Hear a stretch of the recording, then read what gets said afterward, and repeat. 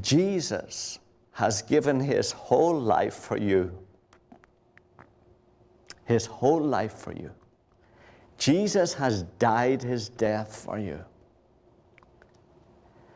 Now, it is no answer to him even to give a tithe.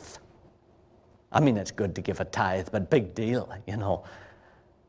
It's no answer just to give a tithe. The Lord Jesus, the Son of the God who made you and me, has given his life for you. He died for you and me. He went to hell for you and me. He took the worst of your sin into himself, and he allowed his Father to burn it out of existence and to give him a sense that he was utterly forsaken.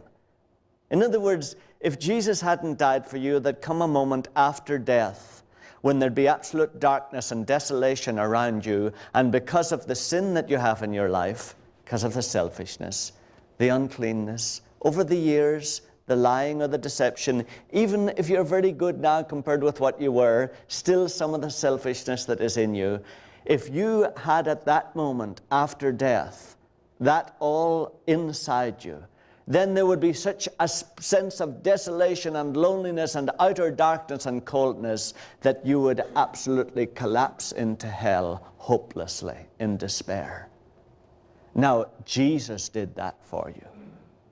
He went through that moment of death with your sin in his own heart, and he bore that terrible moment of God-forsakenness when he cried out, my God, why hast thou, of all people, my Father, forsaken me, your only begotten Son, the one who is without sin?"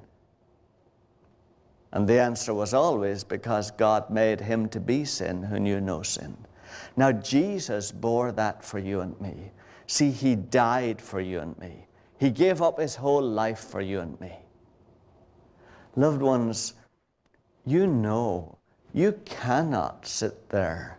You cannot sit there and see him trailing down that Calvary road, bleeding to death, and then going to hell for you, and then quietly and complacently get up from here at the end of the service and go on and get on with your own life, and then come back and give him an hour and give him a tithe. You know what it means. It means you owe your whole life to him. You know, me too. I'm in the same boat. We owe our whole life to Jesus. We don't owe just a little bit of suffering or a little bit of hardship or a little bit of popularity or unpopularity or a little bit of unhappiness. We owe everything to Jesus. I mean, I'm saying to you, I'm with you. We have to look to him here and we have to say, we owe you everything. There's nothing we don't owe you. We owe you our whole lives. Anything less than our whole lives is bargain hunting.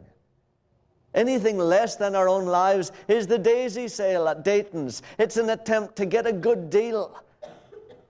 It's not honesty.